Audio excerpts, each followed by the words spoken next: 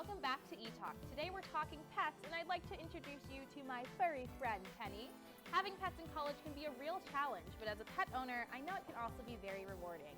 I'm here with Mackenzie and her very excited puppy, Bella, and we're going to tell you guys tips for pet ownership in college. It's going to be a little bit of a noisy block. So how are you doing today? I'm great, thanks. How are you? Pretty good, pretty good. Just want to talk about what are some of the best parts of having a dog in college?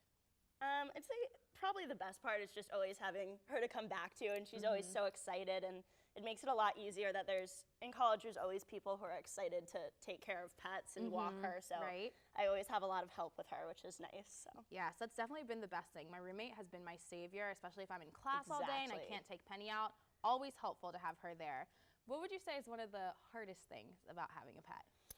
The hardest part is I mean, sometimes I feel like I have a kid. It's just always something that you need to think about, and I always have to make sure I stop home before I go anywhere. And especially on the college campus, I get nervous about, there's just always so many people around, and she gets very excited very easily, as you can tell. So, but for the most part, it's been okay. Yeah. I would say that for me, one of the biggest tips I could give someone is just to make sure that they save money beforehand and not rush into it.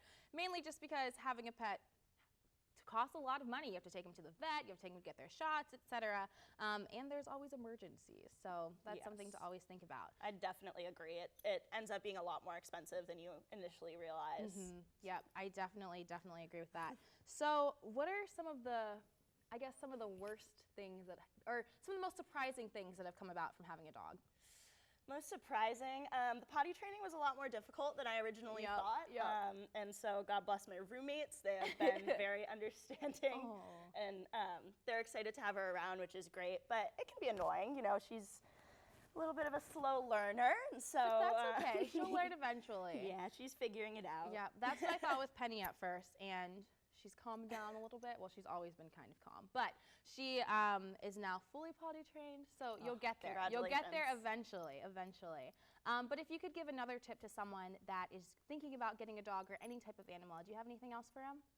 I would say probably the most important thing is to just make sure that you have the time to take care of them. It's a lot more time consuming than you realize, and even though there's so many people who are always willing to help here, which is so great, you know, you always feel bad when you have to leave your pet, and if you have to do it too much, then it gets hard. So I would just say making sure that you're ready to make that time commitment.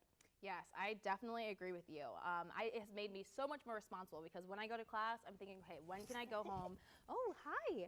When can I go home and take care of Penny? So I think that both Bella and Penny appreciate all of our hard work, but I want to thank you so much and thank Bella for coming here and joining me and Penny and sharing some great tips with our viewers. We're happy to be here. Thank you.